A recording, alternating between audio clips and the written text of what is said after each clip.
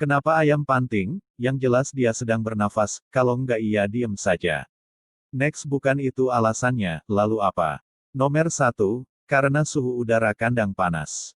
Nomor 2, karena amoniak di dalam tinggi.